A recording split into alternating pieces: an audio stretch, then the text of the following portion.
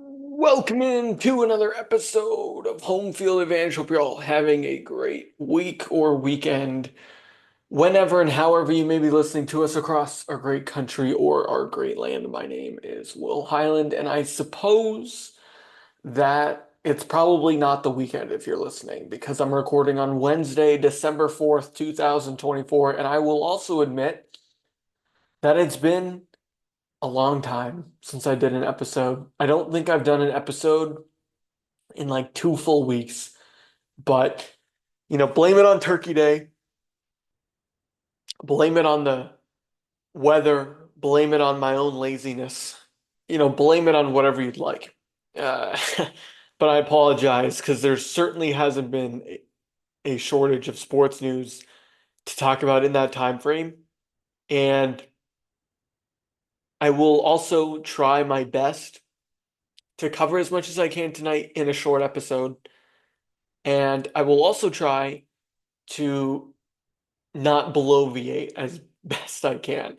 Um, I think the last time I talked and did a full pod, I talked about the Baseball Hall of Fame, and I think I sort of got off track there. Um, so I'll try not to do that tonight for the sake of everyone's time. But if that's what you stick for, if you're sticking with me because of my long-winded rants, then perhaps I shouldn't return. Maybe I'll let you, as the listener, be the judge there. And in that note, it's also Spotify Wrapped season. All right. I hope I'm your number one podcast, if that's still a thing. If you go to your podcasts, I want to know that I'm your number one. If I'm not, it's okay if it's Joe Rogan or, Call Her Daddy or Theo or any of those other big ones. Those are just the first three I thought of. If it's Pardon My Take, or something like that, in the sports world, I understand. It's been a year of podcasting, especially with everything that's been in the news. But I hope that I'm still your number one sports podcast, if anything. And, if it is Spotify rap season, I just hope you all know that it's okay if you don't put it in your Instagram story. It's okay, unless, of course, it's sharing our podcast cover in your Instagram story as promotion. I'm definitely okay with that. But everybody knows that Drake and Taylor Swift and Kanye West and Olivia Rodrigo and all these other artists and Noah Khan, especially if you're a New Englander like I am. I know I've beat this horse before or beat this drum before. Nobody's surprised that they're in your top five. And so posting your top five for everyone to see, great. Just know that it's okay to keep it to yourself. Okay. I have no problems. I'll tell you who my top five artists are. Personally an Apple Music guy. Maybe I should say this on a podcast that's brought to you on a Spotify affiliate. Um, but I'm personally an Apple Music guy, so there's that. So I've already broken my promise. I'm going long-winded on a rant, and I'm also getting off topic. So I've broken two of my rules for my re-entry show here in December. Um, where I want to start in the sports world is with the college football playoff. Because this is as predictable as everyone posting their Spotify Wrapped is that this exact time of year, it's weird. It's like a clock every year. People start posting their Spotify Wraps. People are done with their turkey leftovers, and people start bitching about the college football playoff rankings. That is I talk all the time about the sports calendar. That's where we are. Point to it every year. People are starting to put up their Christmas trees. People are also starting to complain about the college football playoff rankings. And I will tell you right now, as I pull out my phone, I'm going to read you 1 through 12, and we're going to talk about it.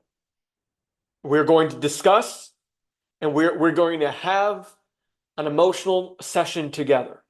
Because last year I ruffled a lot of feathers when I talked about Florida State not deserving to be in the top four. And that's what ended up being true. That's what happened.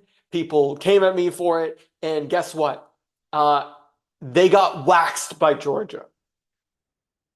All right. And you can tell me all you want about Jordan Travis and this and that. Okay. They were not a playoff team last year. And I was right. So eat it. All right. That's number one. Number two. in the name of everything that I enjoy in life, the SEC deserves all of the spots that they're going to get. Maybe not Bama, maybe not Ole Miss or Texas A&M, but Georgia, Tennessee, for sure. And, we'll get to the rest. Anyway, just want everyone to know we're going to have an emotional time here together in the next few minutes as I talk about this. Because, number one, in the college football playoff ranking, I'm reading straight from my phone here. I'm not one of these podcasters that feels like they have to have their mic in their face. If you're watching on YouTube, you can probably tell in the audio, I just shoved my mic closer to my face to look like I am official. I'm not going to do that. Okay. I'm not going to pretend. You either like me or you don't.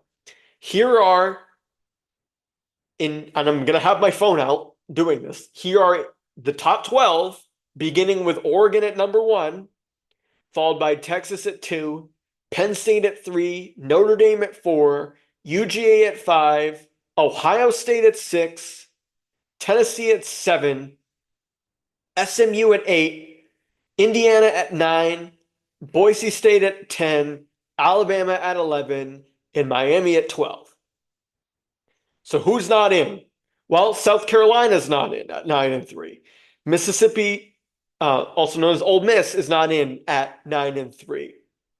Arizona State is 10-2 and not in.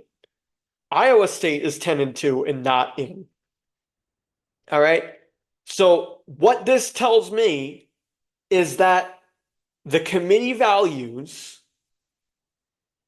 a Mountain West and an independent champ being Boise and Notre Dame, respectively, over a Big 12 proverbial expected conference champ in Arizona State.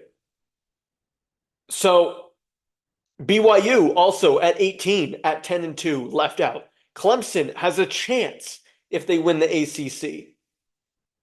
All right. They're going to have to beat SMU, I imagine, because that would make them the ACC champion. And so my understanding, and the college football people who live south of the Mason-Dixon line and who live and breathe this stuff the same way we live and breathe cold air in Maine in December, you guys can tell me if I'm wrong here, but I was told that conference champions mean everything. Okay, so this is why we need this expanded playoff so that we can get 12 teams in here and get the Power Five, which, by the way, no longer exists. It's more of a Power Four. That way we can get them in. Great. Now those champions are going to get an automatic bid. Okay, I suppose that's fair. If that's how they're treating this, then why is Arizona State ranked lower than a bunch of other schools when they're the proverbial conference champ should they win? Because I was told conference championships meant everything with Arizona State last year in the ACC.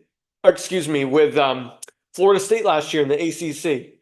So why is the Big 12 not being treated the same this year in the rankings right now? Now, we can go over the bracket together next time. Basically, what's going to happen is the conference champ, the 4 conference champs with the best record are going to get an automatic bye, as well as an automatic bid, of course, into the tournament. We're calling it the tournament. It's almost like March Madness at this point. So if that's true, if the top 4, meaning the 4 conference champs with the best record, are going to get in and have byes, then that's probably at this point going to be Oregon, Texas, Georgia, and the Mountain West winner in Boise, because they're 11-1, and unless SMU wins, then they're 12-1, and they're the ACC champ. If I'm not, because they are playing Clemson in the ACC championship. So if they win that, they'd be 12-1, and Boise would be 12-1 as well. I'm not sure what happens in that scenario. I was just told that Power 4/5 conference champs meant everything last year, and seems like that logic is supposed to be the bread and butter of this new playoff format, except for the fact that the rankings 1 week away do not reflect that. So what does that tell me as a casual college football fan who tunes in, every other Saturday maybe to the marquee game and certainly during bowl season? What does that tell me as a casual college football fan? That tells me that none of this matters anymore. That none of this has changed, okay, over the last 12 months. All right. A year removed from everyone coming at me over my Florida State take. All right. 7 years removed from everyone complaining about Alabama getting in and then whispering that they actually won the national title. 7 years away from all that, 15 years out from the BCS era, whatever it is at this point. We haven't solved this, okay? Because people are still going to complain about, Alabama versus another team versus another SEC team like South Carolina or Ole Miss versus SMU versus Miami versus all these other things. We're still going to have these debates. All right. So this is my point when I talked about an emotional session. Nobody has fixed this. If anything, it's just given college football conferences and networks more money and NIL money and all this money. It's not fixing the parity or lack thereof or abundance of whichever year we're talking about. Because if you have 12 teams, then people are going to complain about the 13th and 14th. This is why I was always in a favor of 16. I was always in favor of when they dissolve the Pac-12. You got to have a 16-team playoff. All right. I don't want any of this bye nonsense. I personally don't like buys, especially when they dictate how you earn a bye and whatnot. Like, for example, in the NFL, you could have 2 14-2 teams in the same division, theoretically. Okay. But only one of them is going to get a bye, and then somebody else is going to get a bye because they're like a 11-5 team in that division. And I know I'm talking about the old NFL playoff format, but instead of just getting rid of buys altogether, they now only give one team a bye, which is stupid. All right. Because even that was driven by money. That was driven by getting a 7th playoff team in there. Okay. And I know I'm getting on a tangent here, but I don't even like buys. I think we should have a 16-team college football playoff. You should have the Power Four gets 2 delegates, for lack of a better term, to the college football playoff. Okay. So the ACC, the Big 12, the SEC, and the Big 10, they all get 2 teams. All right. The champion and one other team. All right. Those 8 automatically get in. Actually, you could probably say that the champion and the runner-up get in, and the champion is going to be the higher seed. Boom. Shakalaka over. Then 9 through 16 is a motley crew of your Boise States of the world, your Notre Dames of the world who get to make their own schedule. Weird. All right. Your BYUs of the world who play in a Mickey Mouse conference and basically just, I mean, I guess they play in the Big 12 now, don't they? Yeah, never mind. But you know what? You know where I'm going. You factor in the SMUs of the world and people like that, okay? If you didn't win your conference and if you're not the runner-up, guess what? You get in as an at-large if you're that good, and that's the 8 teams with the best ranking at the end of the year. Boom. Instead, what we have now is an exacerbated problem from before, where this is very subjective thing, okay? They tried to make the objective subjective. They tried to make the subjective objective, okay? Very subjective. Strength of schedule. Okay, well, when did you beat that team? What were they playing like at that moment when you beat them, okay? Very different. Similarly, with the college football structure as it is right now, they tried to make it objective by saying we're going to have 4 of the hot conference champions that have the best record and the best ranking, or whatever way they figured that out. They're going to get buys. Great. Does anybody think that Tennessee or, whomever, name an SEC program, put them on the road at Boise State, are they going to be favored or not? Okay. Boise State's getting this home game. And I like Boise State. I've been to that stadium. It's epic. It's awesome. Okay. I would recommend you go. I've got a Boise State jersey in that closet out of camera view. Great school. I don't think they deserve to host a college football playoff game. I'm sorry. They're in the Mountain West. So there's that whole thing. All right. And then there's also the Pac 12 might be coming back together. So all of this just tells me you have to, 12 is not, it's not solving anyone's problems.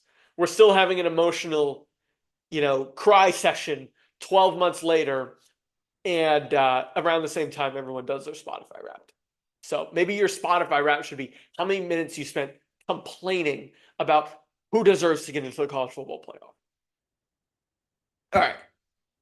Second thing, on a similar note, does anyone give a you-know-what about the NBA Cup? And I hate to be that guy that barely talks about basketball and then comes on and trashes the NBA Cup because I don't hate the premise.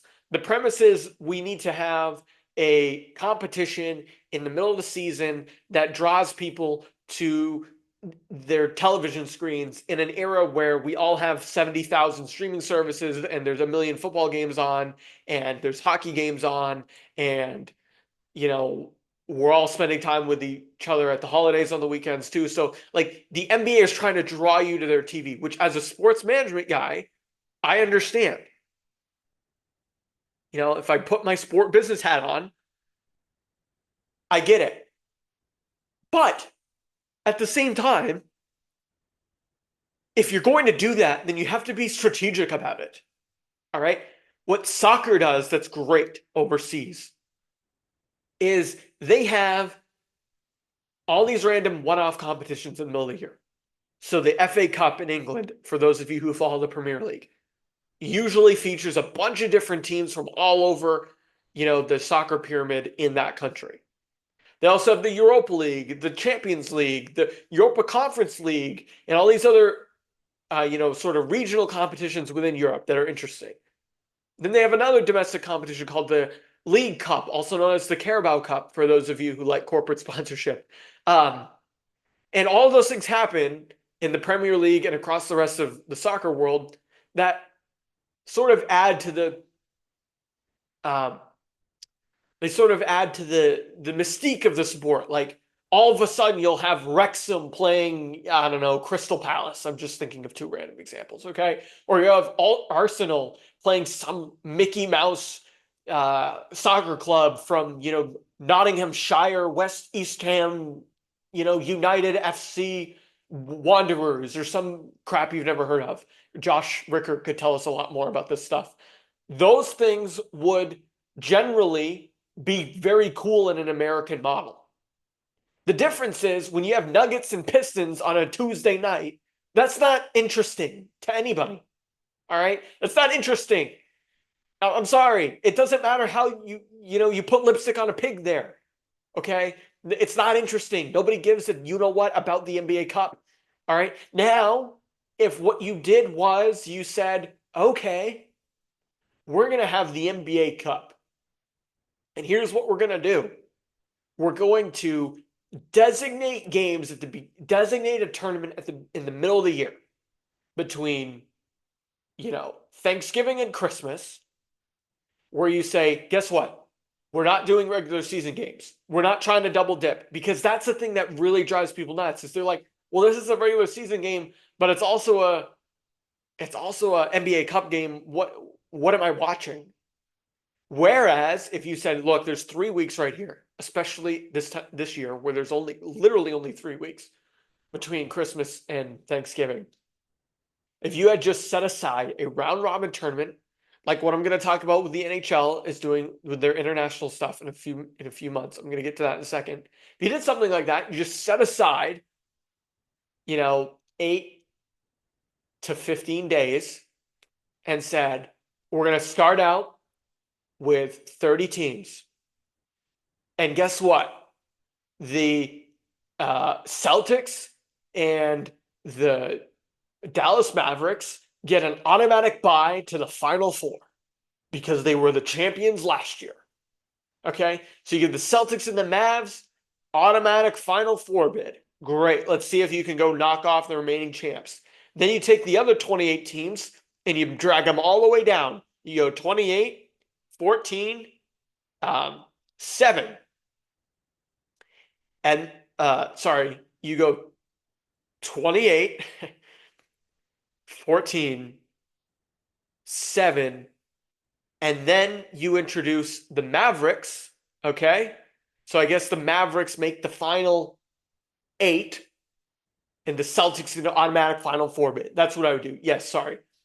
You'd have the Celtics get an automatic Final Four bid, and you have the Mavericks get an automatic Final 8 bid, and then you'd go 28, 14, 7.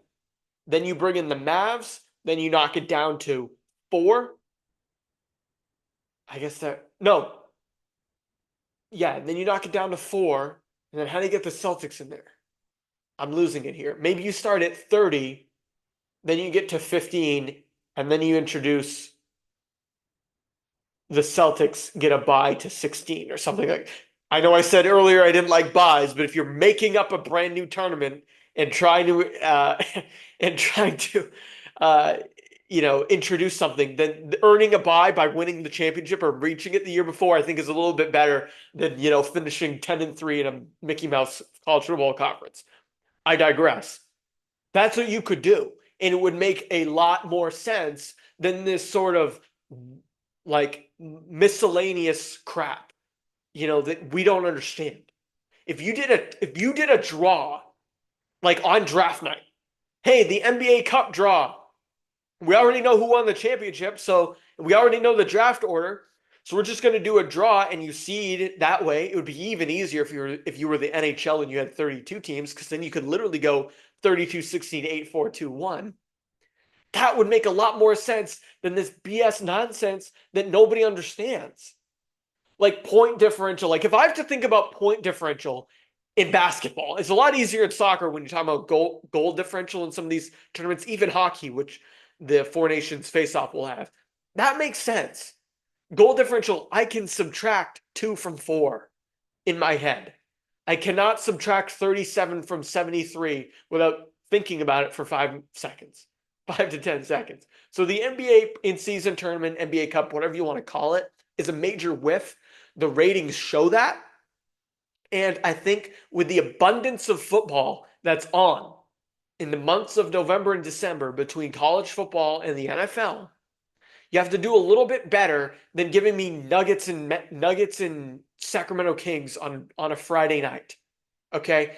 Especially with Netflix and Hulu and Amazon Prime and all these other things to watch, let alone all the political coverage that we just got done having over the last several months.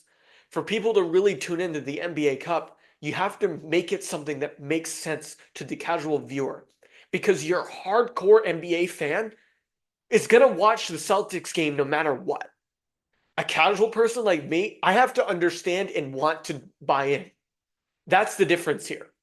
And so that's what I think the NBA needs to do. Okay. Four Nations Faceoff. Rosters were announced today for Finland and Sweden, and USA Canada will be coming tonight. The Four Nations Faceoff is a good example of this kind of tournament.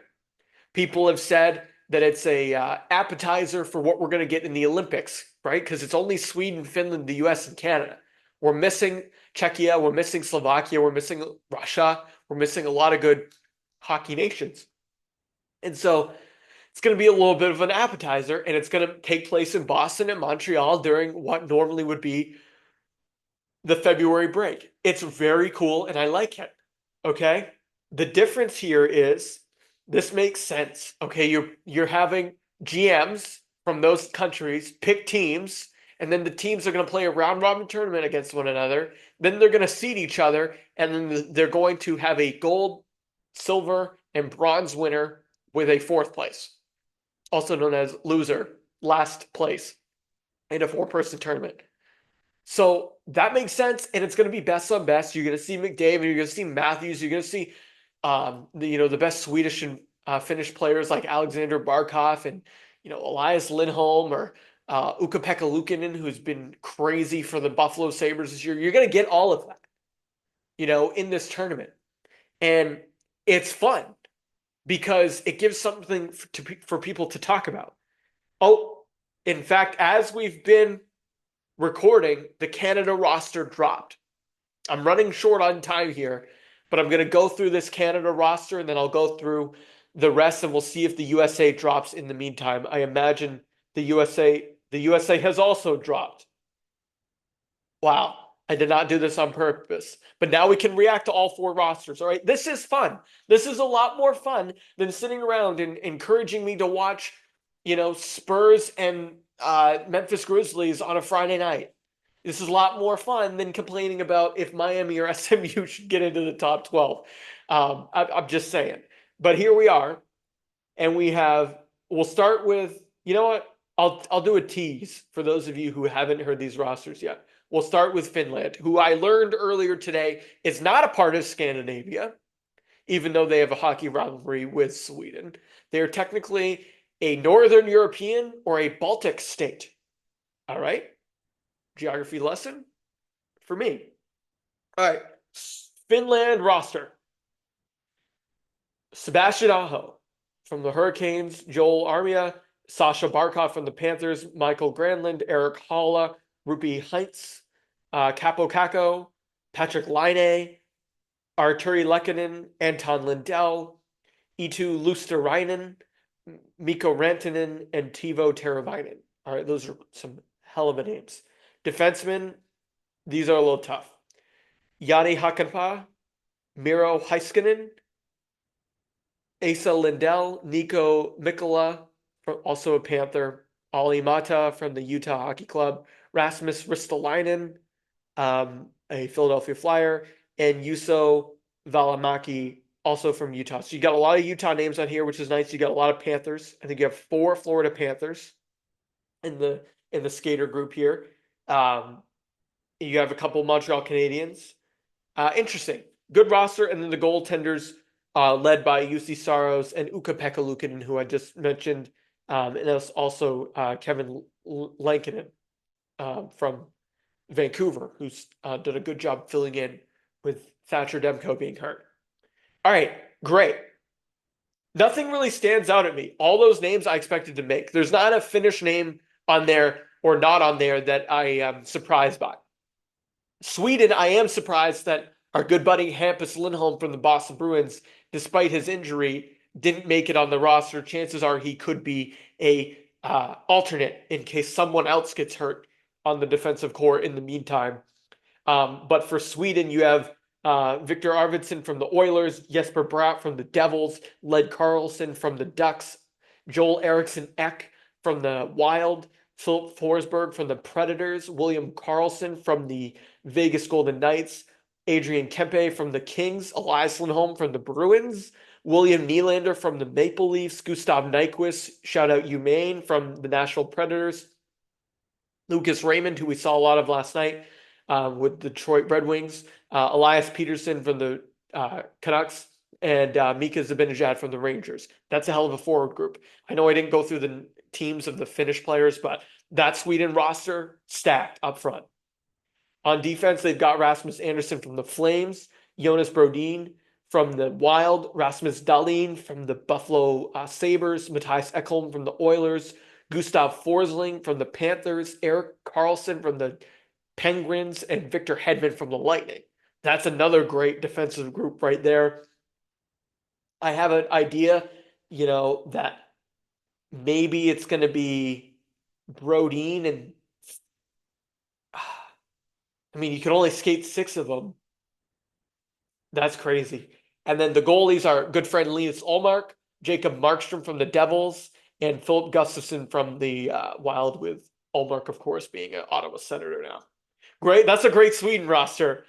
And then finally, we'll go with USA last, and we'll go with Canada now. Canada is Sam Bennett from the Panthers, Anthony Cirelli from the Lightning, Sidney Crosby from the Penguins, of course, to no surprise there, Brandon Hagel, Lightning, Seth Jarvis, Hurricanes, Travis Konechny Flyers, Nathan McKinnon, Avalanche, Brad Marchand, Bruins, Mitch Marner, Maple Leafs, Connor McDavid, Oilers, Braden Point, Lightning, Sam Reinhart, uh, Panthers, and Mark Stone, Knights. That is an epic roster. That forward group up front, I mean, that's as good as it gets. You know, it's I think the big ones will be um that Connor Bedard was not on that list, and that John Tavares was not on that list, and that Tom Wilson was not on that list. Um, so that's tough. Um, and then for defensemen, we have Cale Makar from the Avs, Josh Morrissey Jets, Colton Perienko Blues, Alex Petrangelo Knights, Travis Sanheim Flyers, Shea Theodore Knights, and Devin Taves Avalanche. In goal, you have Binnington from the Blues, Aiden Hill from the Knights, and Sam Montembeau from the Montreal Canadiens. So quite a surprise there to not see some of those names. I do see Sorelli. Like, that makes sense. He has had a great start to the season. He deserves it over Bedard. Interesting not to see a guy like Tom Wilson make that roster. Uh, I think we're gonna get to the USA team here. I think the USA might have an edge because these games are gonna be played like a game seven. It's not gonna be your typical, Euro tournament, or even the World Juniors where they're flying around the ice. It's gonna be every game is gonna be played like a playoff NHL game. It's gonna be played on an NHL ice. All right, USA. I haven't looked at this. I am raw dogging it.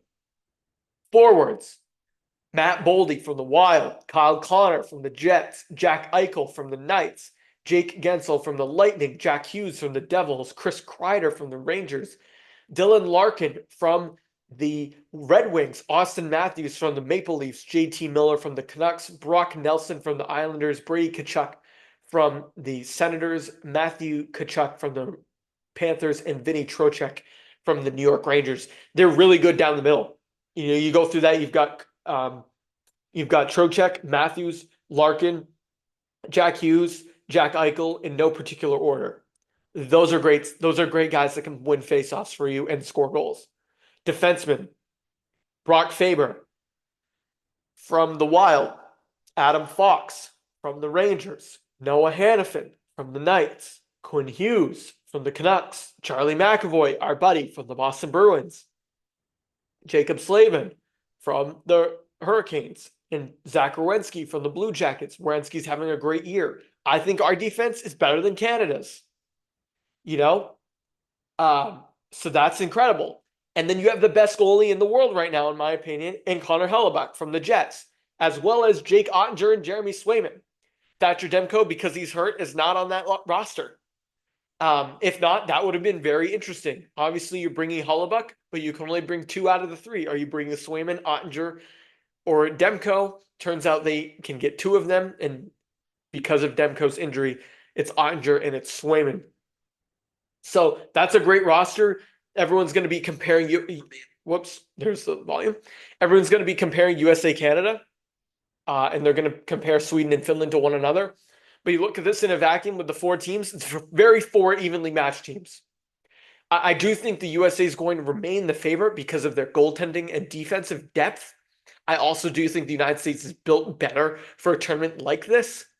But Canada can bring out Reinhart, McKinnon, McDavid, Cale Makar. I mean, they're going to score goals.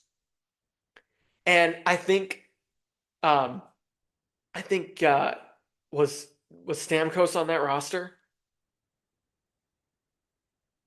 I cannot remember. I'm looking now. Like, my feed is like insane with this right now. Canada has there's no Steven Stamkos on this roster. So that's interesting. But they do have Braden Point right? Mitch Marner, Marchand, Konechny, guys that can get under your skin a little bit. Not Marner, of course. But then you've got Sid. I didn't even mention Sid. You've got Crosby, McKinnon, McDavid. Boom, boom, boom. Hello. Good morning, good afternoon, good night. The United States has Austin Matthews, Jack Eichel, Dylan Larkin. I mean, I think the Canadian forwards are better from a scoring perspective, but this might not be a 6-5 game. Not with Hellbuck in the net. So, I think US has the edge in goal. I think they have the edge on defense. So, and I think their bottom six is probably a little bit better equipped to handle Canada's bottom six. Excuse me. But who knows? Time will tell. But that's where I stand. That's where I stand on the Four Nations face-off. I did want to talk about the golden batter rule thing being floated in baseball, but I'm running out of time and I don't want to rush that discussion. So I'm going to save that for another show and just do a tease real quick. But let me know where you agree and disagree on this. We had a great college football rant. Maybe I broke my rule there. We had a good discussion about the NBA Cup and what they could do to improve it and get people like me to watch. And then lastly, we talked about the good of the Four Nations face-off and how hopefully the NHL is going to be the model for how you do it in an in-season tournament to draw eyeballs. Because I really think if you market this south of the border, you're going to get, and by south of the border, I mean south of the Canadian border with us. So if ESPN and ABC can market this in our country, TNT for as much as they're involved, that's going to do wonders for hockey. I've been talking about this with Diesel on our On Man Rush program for a long time. If they can market the NHL with using and leveraging their international all-star tournament, which is basically what this is, that's going to do a lot more than a Pro Bowl or an All-Star game or an NBA Cup or any of this stuff we'll have ever done for those sports. Because diehards like me who love the NHL are going to get into that. But similarly, I think if you air it on ABC, like you're going to air Canada and USA on a Saturday night on ABC, I think you're apt to get a lot of people, especially a week after the Super Bowl ends and football's not dominating. You're going to get people to tune in, and it's going to feel like the Olympics for 1 or 2 weekends in February from hockey's perspective, and that's good. I just hope in the future they can somehow do this in a way that incorporates more players and becomes more countries and becomes more routine and more structured. All right, that's going to do it for this episode of Home Field Advantage. I hope you enjoyed the program. As always, you can like, share, subscribe wherever you get your podcasts, including Apple, Spotify when you're done looking at your rep, and Stitcher. But until next time, you can also follow us on social at Home Field Pod on both Twitter and Instagram.